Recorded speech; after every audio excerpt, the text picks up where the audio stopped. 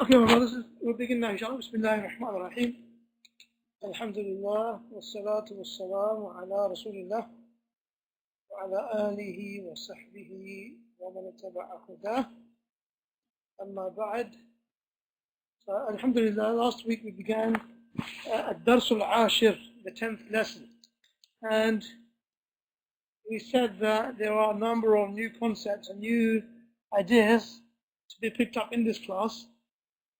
And one of the things in this dars, in this lesson, and one of the things that we touched on was the dama'ir. Dama'ir. As you can see, in this lesson, they seem to be introducing, let's get that pen, things like ana, anta. Okay? Man anta. Who are you? Ana. And the answer, I, talibun bil jami'ati. Now, in this lesson, we have picked up anta and ana. We also see that there is a kasra after the word al-jami'ah. Al-jami'atu bil-jami'ati. What would that tell you about this ba? What might you call it?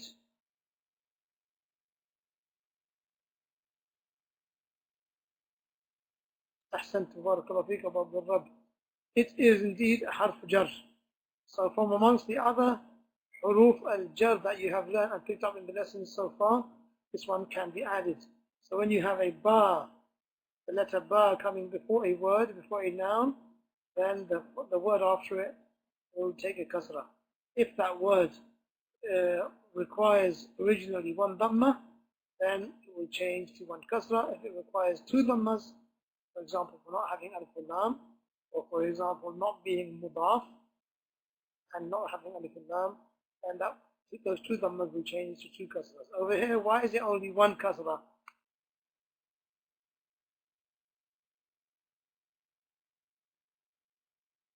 Quite simply because, ahsantu barakallahu feek, there is an alif and a lam on the beginning of the word jami'ah, al-jami'ah.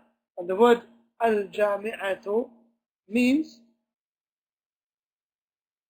what does the word al-jami'atu mean? أحسنت ياسين وبارك الله فيكم. طيب. من أنت? Who are you? أنا طالب بالجامعة. I am a student at a university. أأنت طالب جديد? Notice how here there is no sign for us to read, but we assume that it is a fatha because we just saw it over here. أأنت طالب جديد? طالب جديد. This is جديد is describing طالب. There's no alif lam on طالب, so there's no alif lam on جديد. طالب has two dhammas, جديد has two dhammas. Indeed, طالب has dhamma, not kasra or fatha, so جديد also has that. طالب is mudhakkar, masculine, so جديد is also without ta marbuta. What do you call this combination of words? Above the Rabb's typing away. أحسنت وبارك الله فيكم. نعت ومنعوت. نعم صحيح. And it's also known as, some people, this is the same. نعم صحيح أبو الميمون بارك الله فيك. نعت ومنعوت. And it's also some people refer to it as sifatun wa mawsufun. Sifatun with a sad, wa mawsufun with a sad in the middle as well. And it's the same thing.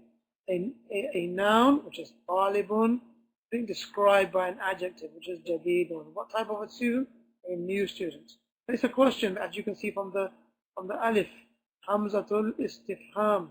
The name of this Hamza, which we have been seeing since Darsul Awwal, actually has a name, and it is called Hamzatul Istifhami.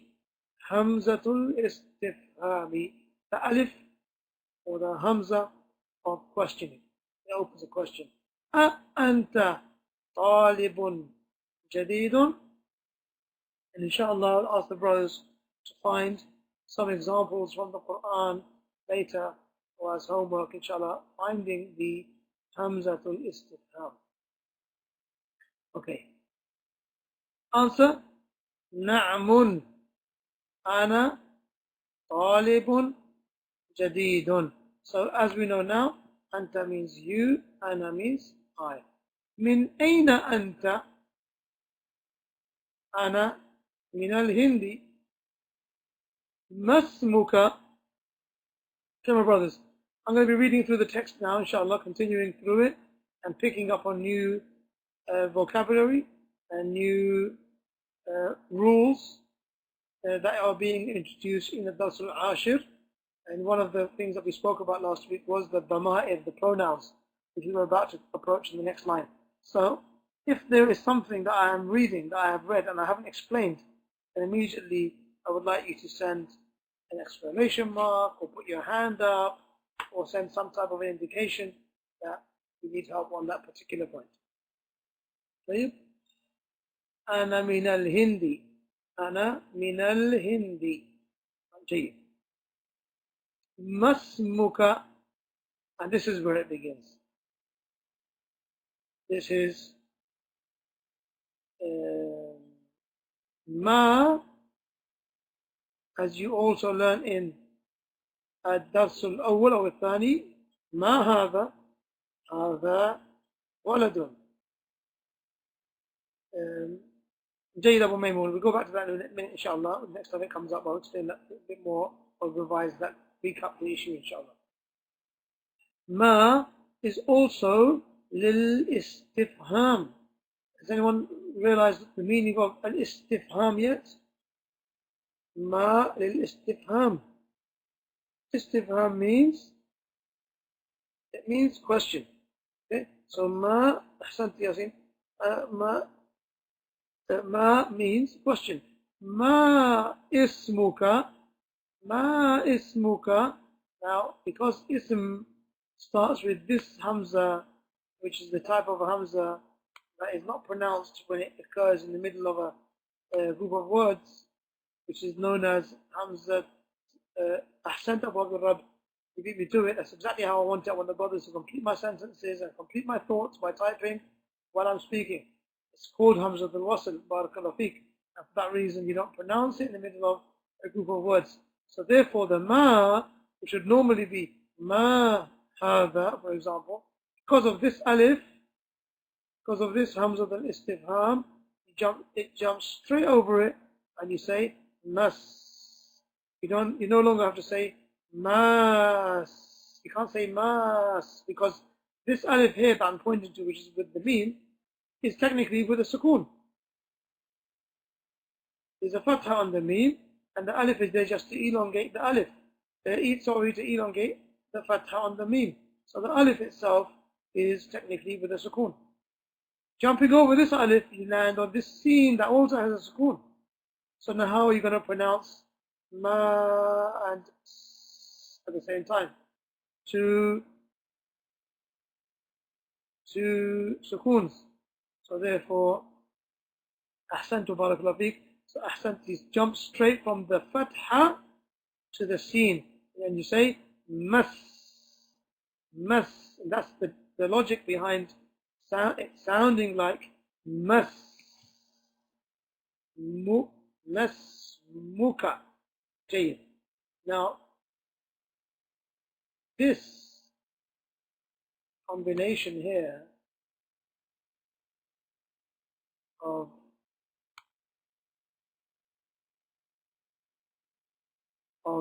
ism and then the letter ka.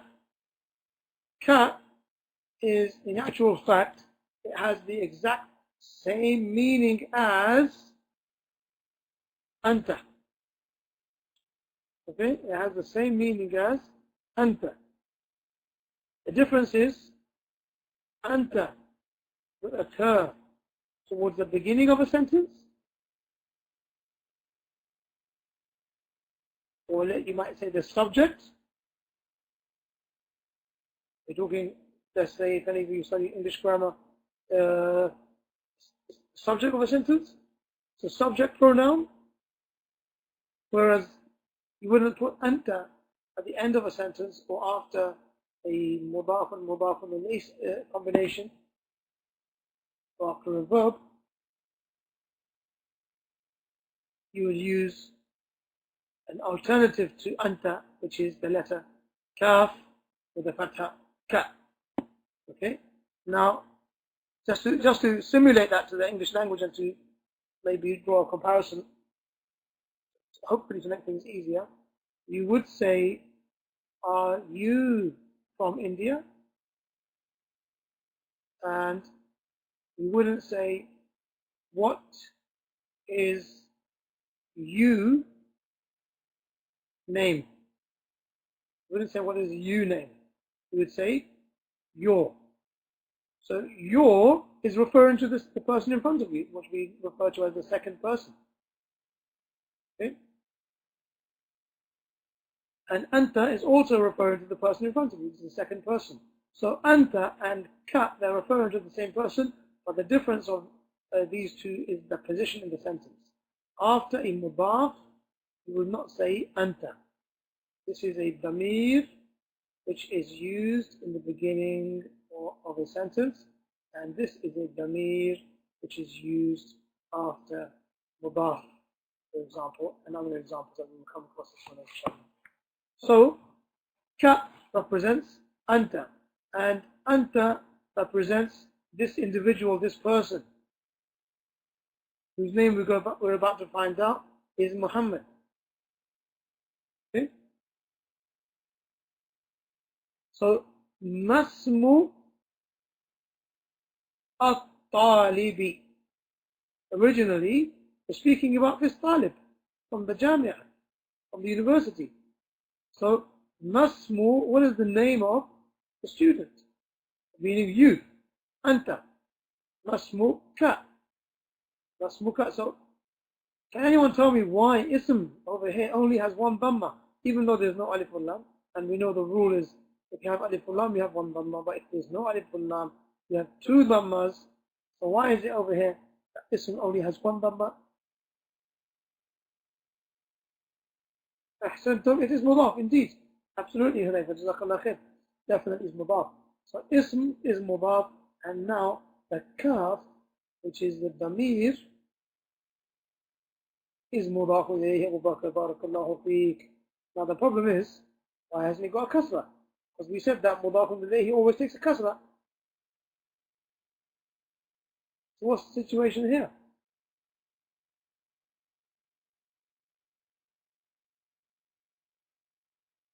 You want to give some reasoning?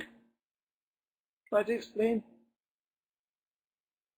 Oh, you are Hudayfa ahsant, barakallahu feek, is a pronoun, and pronouns are always fixed. And the other one, as Yasin is alluding to the other thing, if we happen to change that fatha on kaf to a kasra, then that would become ki. And ki, as you're about to learn later, is actually a pronoun for a feminine. In any case, Hudayfa's answer is actually correct. Because this is a pronoun, it has a fixed structure, a fixed look, doesn't change. So we say that ism is mudaf, and the kaf is damir, is mudafun ilayhi, while being in a state of majroor, while being in a state of being majroor, because it is mudafun ilayhi. You can't see the dhamma, sorry, afwan, you can't see the kasra because it is a damir, and the damirs are all fixed in their position. جيد. Masmuka, what is your name? Now did Muhammad say Ism Ana Muhammadun? He didn't say Ism Ana, even though he's referring to himself. He replaced Ana for this Ya. And this Ya, my brothers, is known as Ya al-Mutakallim. The Ya of the speaker. Mutakallim means one who's speaking. Ya al-Mutakallim. That's what it's known as. The Ya of the speaker, the one who's speaking, who's referring to himself. It is a pronoun, ahsan. So here, ism, then he adds the ya to it, referring to himself. He says, Ismi Muhammadun. Ismi Muhammadun. Now, technically speaking, this word ism is supposed to have only one dhamma. Neither can you see the dhamma, neither can you hear the dhamma. You can only hear a kasra. You say ismi because the ya is so strong, it's overpowered that dhamma in pronunciation. You will not be able to say ismui, ismui. So for that reason, the Arabs, as we know, they tried in the past successfully, they shaped their language to... Okay, my brothers, just give me 1 second, it's an urgent calling to take, okay?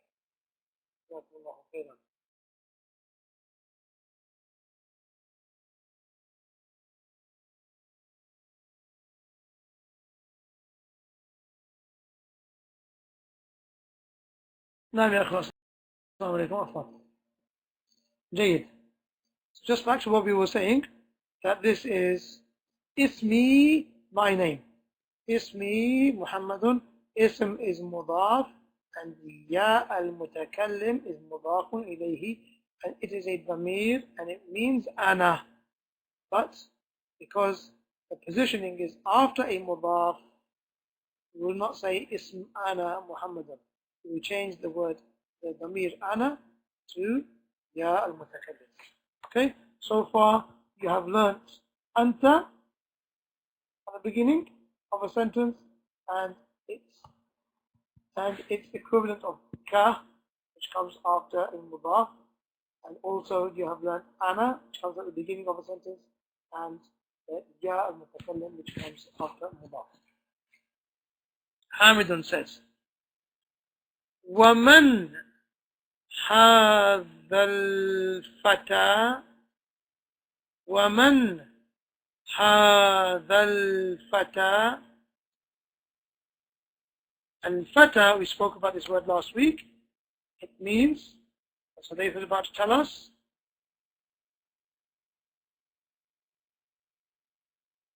Al-Fata means, that's right?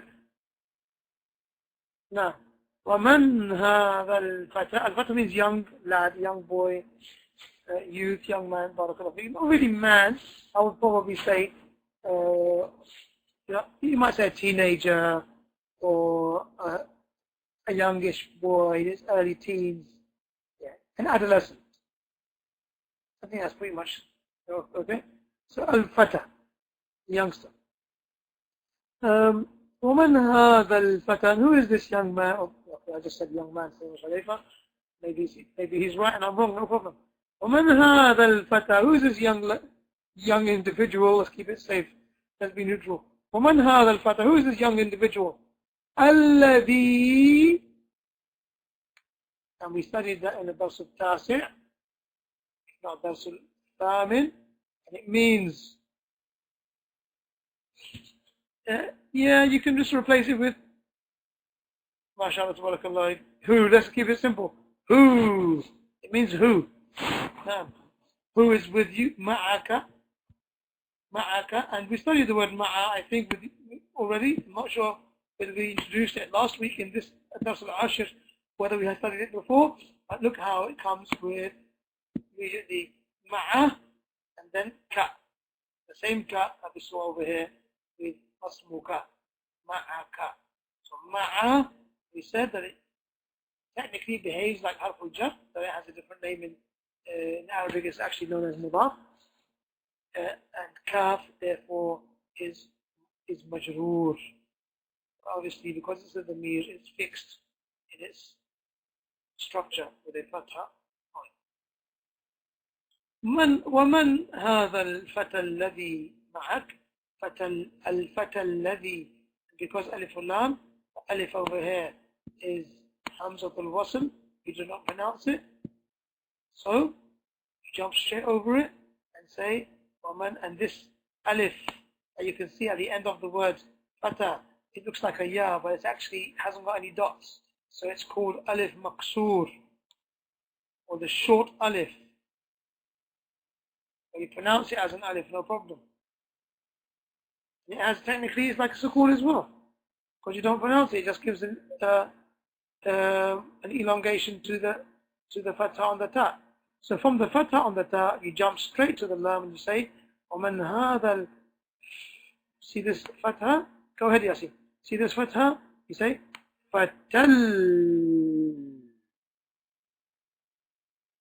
فَتَلَّذِي. ومن هذا الفتى الذي معك؟ ومن هذا الفتى الذي معك؟ طيب.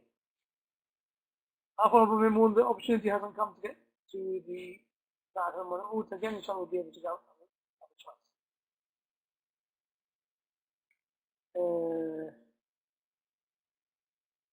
نعم, would it be correct to remove الذي ومن هذا الفتى معك؟ ومن هذا الفتى معك؟ الله أعلم. الله أعلم ياسين. Okay. Muhammad says, هو زميلي. زميل is a new word. The ya is ya al-mutakallim. مضاف إليه. أحسنت بارك الله فيك حذيفة. And it means classmate or colleague or workmate. In this case it means classmate because it's in university. So, زميل is the noun. He said هو زميلي, and this should have 2 dots underneath it because it is a ya. Not that same is not the same as the alif maqsoor at the bottom or at the end of the word fatha. زميلي is the ya mutakallim. It is مضاف إليه. That's fine. Fire away the questions, not a problem. Hamidun says, أهو أيضا من الهند. أيضا, this is a new word. And أيضا means also, barakallahu feek, as well.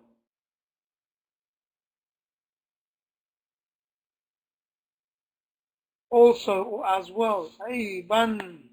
أهو أيضا من الهند. Is he also from India? And you can say أهو من الهند أيضا. You can put أيضا in the middle like that. You can also do it on the before.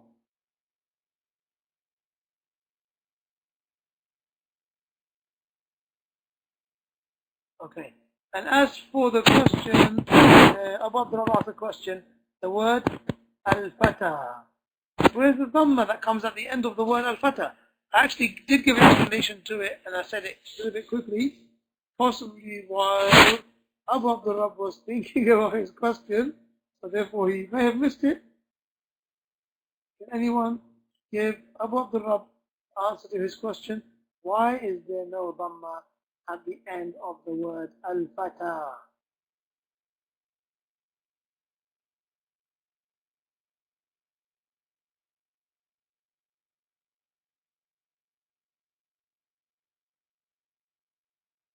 ومن هذا الفتى الذي معك؟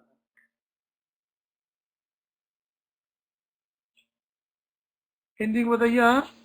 Allahu Akbar. Hudayfa, is that a ya? I can't see 2 dots.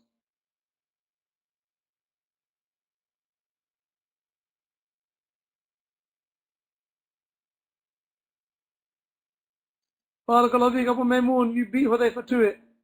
It is an alif al-mahsan. Not that it's fixed. Not that it's fixed. It's alif maksura. It's alif, as the brothers are saying, and it is an alif in that position like that. It has, technically, it has a sukoon on it.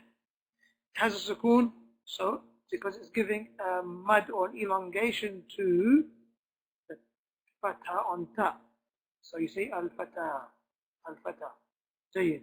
Now because there's an alif there, and that alif technically has a sukoon, it's actually impossible for a dhamma to appear.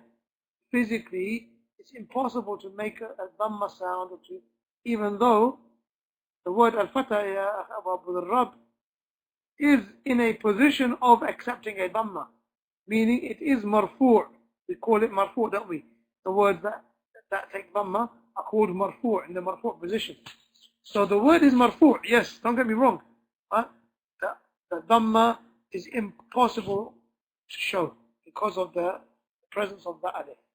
Okay, and that is a little bit advanced to speak about why the dhamma is not there. Technically it's there, it's hidden somewhere.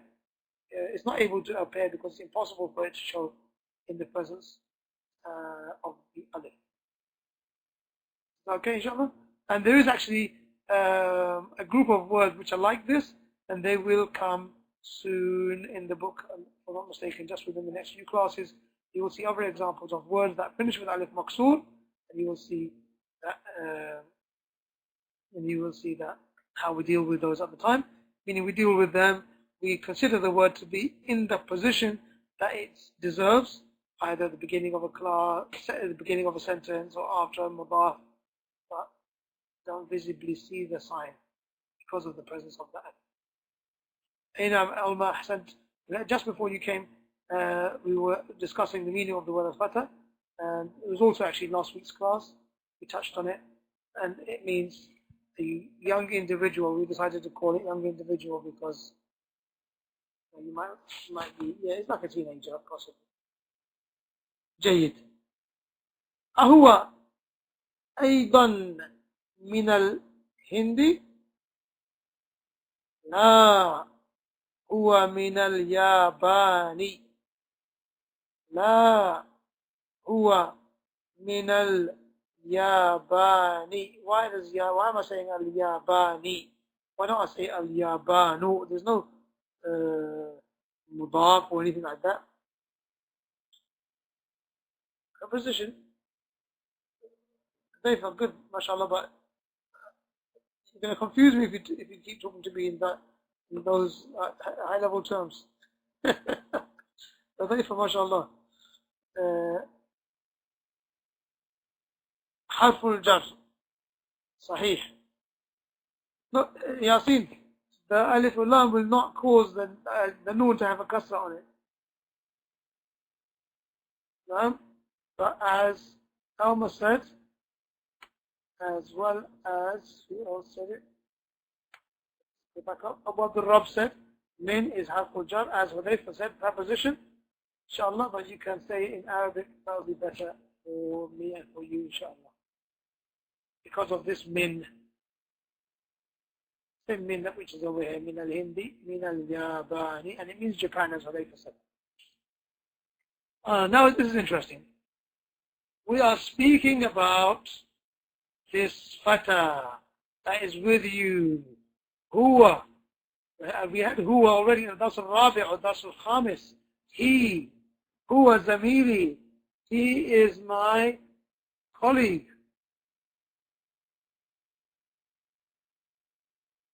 Okay. Is he also from India? No, he is from Japan.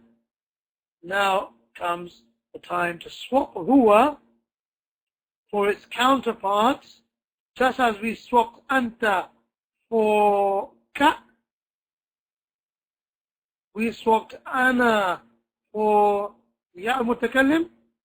Now we are swapping huwa for who. Okay? Who. This is called damir al-ghaib, the third person.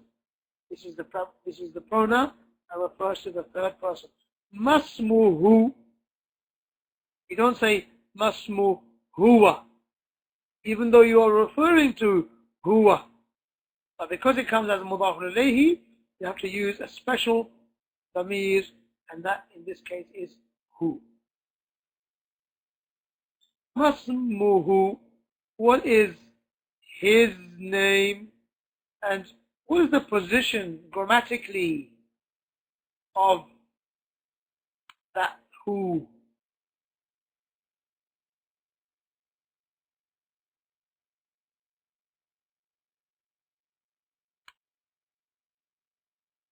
Barakallahu fikum. Ahsantum. Grammatically, the position is mudafun ilayhi. And what he was also saying, third person singular, that's the meaning of damir ghaib. What it actually is a damir ghaib. Oh, Dave, you're answering Abu Maymun's question. Ahsantum barakallahu fikum. Good question, good answer. What damir is it? It is the damir al-ghaib, meaning the third person singular. Third person singular.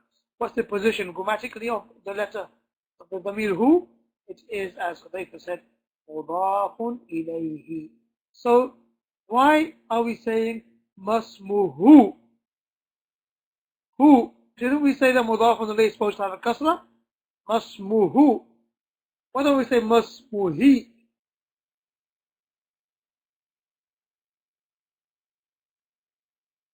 Naam ya ikhwa. Again, Hudayfa comes in with the golden answer. It's a pronoun. It's a damir.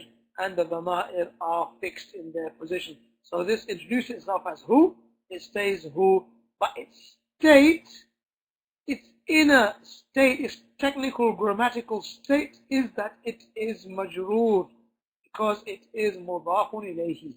It is mudafun ilayhi majroor, but it's mabniyun, meaning fixed, ala dhamma.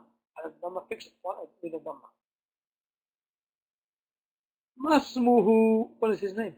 Ismuhu Hamzatu. Hamzatu is one of those names that we studied in Dasl, if I'm not mistaken, Dasl Rabi' possibly. Dasl Rabi' only has one dhamma, because it finishes with Tamarbuta, even though it's a masculine name, it finishes with a dhamma. One dhamma only. Ismuhu Hamzatu. Can you remember any other examples of male names that only finish with one dhamma? I'll explain to you in a second whether your question is good. Other names that finish with one dhamma as a revision? Male names. Yasin, that's cheating. Hudayfatu, ahsant. Usamatu, ahsant. Mustafa. La.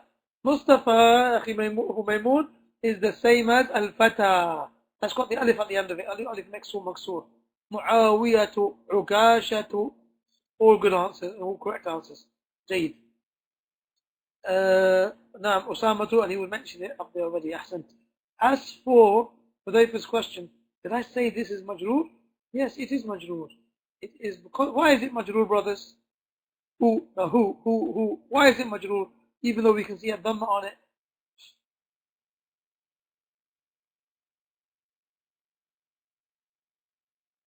Because it's mudafun ilayhi. So grammatically, it is in a state of being mudafun ilayhi.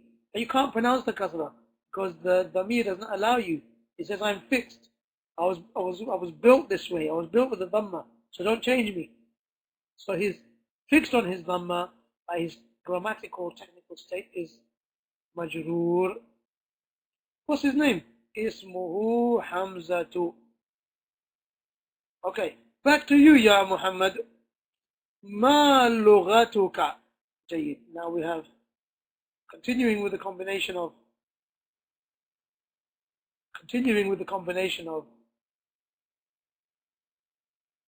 mudaf and mudaf alayhi with the damir. Here we have a word which we looked at last week. Lughatun,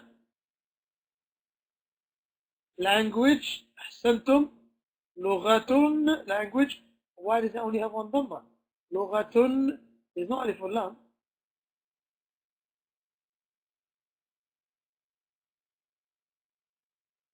جيد. مضاف إليه. Yasin. My question is, where's mudaf? If that's mudaf ilayhi, where's the mudaf? Aha. So what is it then?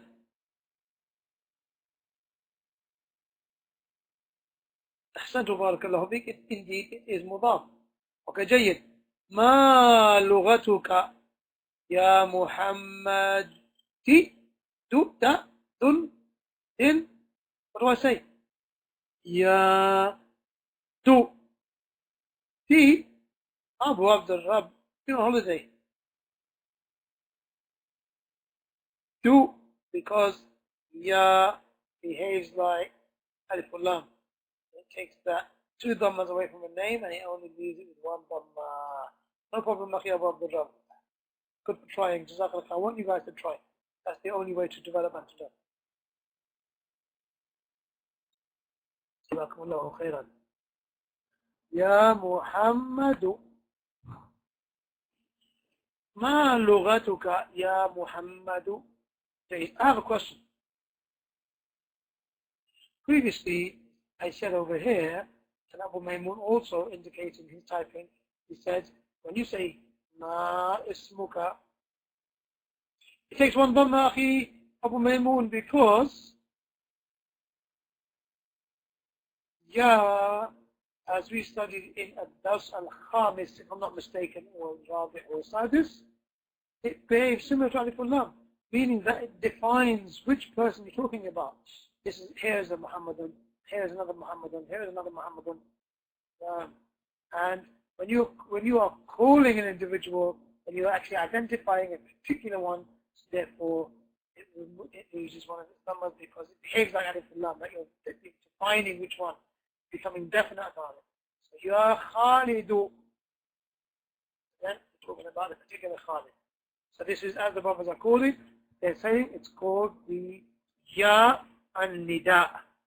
The Ya al-Nida, the Ya of calling. Not the Alif of calling, but obviously it's the Ya, okay? So the Ya of calling. Or as Mirza said, Harf Nida, the letter which is used, the particle which is used to call. Ya al-Nida. I have a question with regards to pronunciation. A lot of people make a mistake over here. Earlier, we spoke about, can you see where my pen is? We spoke about this combination in pronunciation. We said, masmuka. We knocked out this alif. We knocked out this alif. We went straight from the fatha of the meme to the seen. Remember? We said, masmuka. We didn't say, masmuka. We didn't say that. Why didn't we say that? Why didn't we say masmuka? Because of Naam. Now, one reason was Hamza the Wasl. Another reason was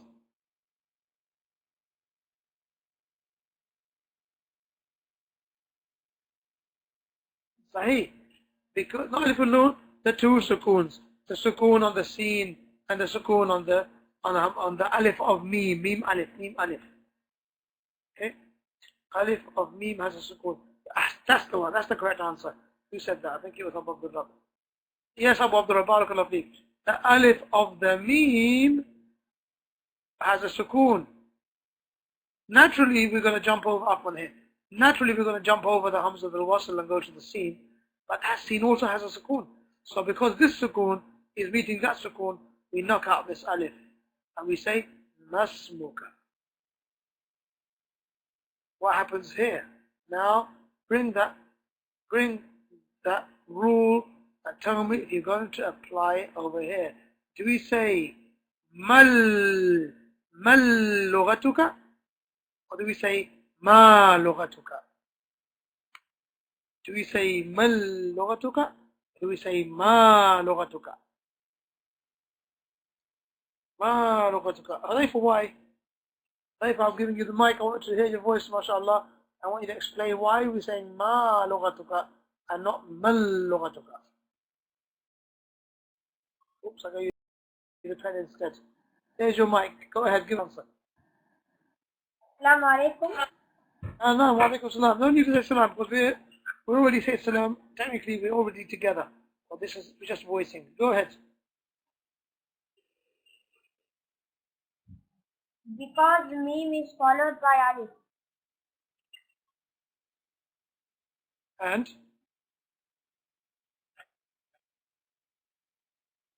but the meme is followed by alif also here, Dhaifa. And over here we didn't pronounce it. We said masmuka. Over here we didn't pronounce the alif. Barakallahu feek, Yasin. There is no Hudayfa, Jazakallah khair. I'm not going to give Yasin a chance to explain on the mic. Is that okay, Yasin?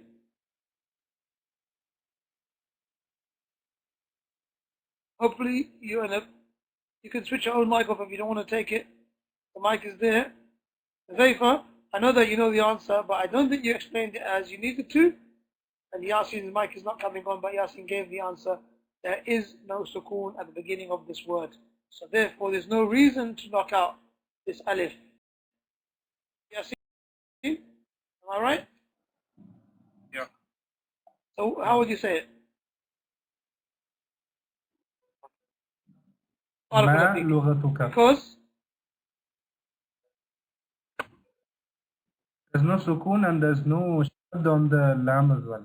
So mal lugatuka will put a shad on the lam. So that would technically mean that you're pronouncing it with alif and lam. Yeah, alif and lam, and then that's where the shadda would have come.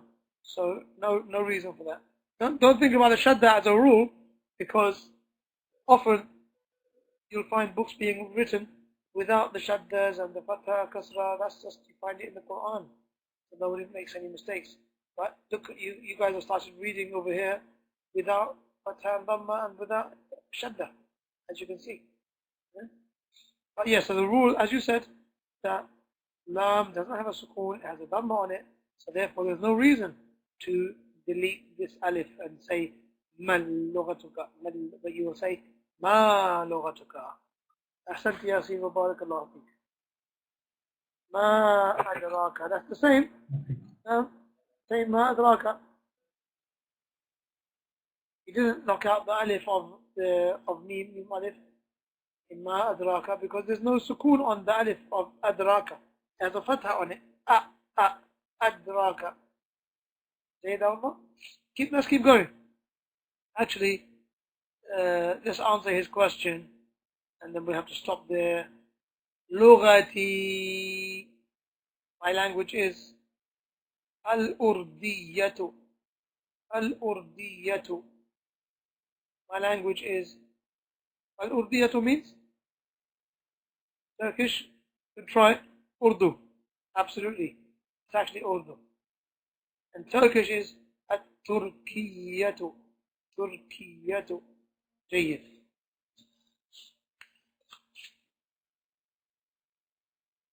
My language is al-Urdiyatu, Urdu.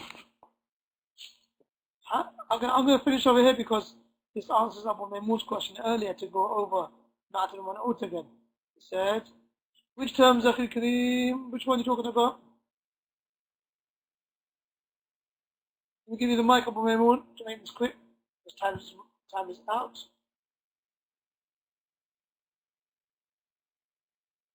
Your mic is coming on, inshallah. I think it's taking time to reach you all the way. North America. Yeah, like. We did say that because we're all together already and we already had salam at the beginning, there's no reason, inshallah, to introduce a new salam. The one, al-tiqa'u sakinain. You can't.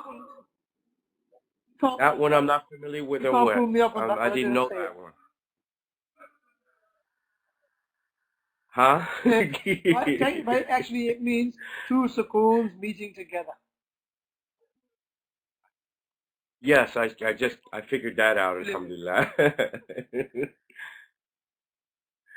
And the when you say okay, no, ad-damir ghaib, That one I wasn't too familiar with either, so I it's not think a I very have to big learn deal. To be those. honest, You I know? shouldn't really be using a lot of jargon because it can add confusion to the matter. So obviously, I want to give you as much as I can, Okay. but it can create this confusion where do we start focusing on the names of the labels, or do we actually focus on the language itself? You know? Or Okay. Oh, and the other one was al-hamzatu istifham. yeah, we introduced Istifhami. that You in know? this lesson today only, though we have been using it for a number of classes, number of lessons. So that's an awwal. But I thought to myself, now these guys are 10 years old, or 10 lessons old rather. It's about time we introduce some few basic terms. So it's just the technical name for the alif that introduces the question. The word istifham means question. So alif al-istifham is Yes. alif of questions. Jayyid? Okay. Perfect. Stay on the mic. Naam. Because I'm going to explain this term now over here. So that he says, Ma lughatuka ya Muhammad. What is your language, Muhammad? Lughati. My language is al-urdiyatu. Jayyid. Hamid says, Ahiya.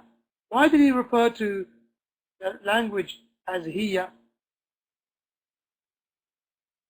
Ahsant, feminine. How do you know it's feminine? Nafi Yasin and Abu Abdul Rab and Hudayfa and Abu Maymoon. How do you guys know this is feminine? Barakallah. Because look Ahsant. جيد. So هي لغة سهلة.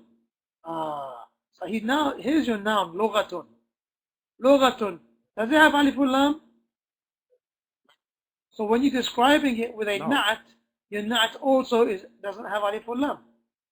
You don't say لغة السهلة. Oh, okay. Is it dhamma or kasra over here or fatha? this is dhamma. This is dhamma. dhamma. So your This na'at is is also going to have dhamma. dhammatain. Is it masculine or feminine? Okay. Then your na'at It's is both also going to be feminine. You don't say lughatun sahlun. Yeah? You can say kitabun sahlun because kitabun is masculine. So you won't say kitabun sahlatun. So the na'at has to follow the man'ut in everything. In aliful lam, in dhamma kasra, in masculine feminine. Okay, ahsan. Now I understand, alhamdulillah, a little bit better. Barakallah. Ikhwa, it's been wonderful going through this with you guys today. Inshallah, we will continue next time, inshallah, from this point. And may Allah unite us upon every good thing. Wallahu a'lam wa sallallahu wa sallam ala nabiyyina Muhammadin wa ala alihi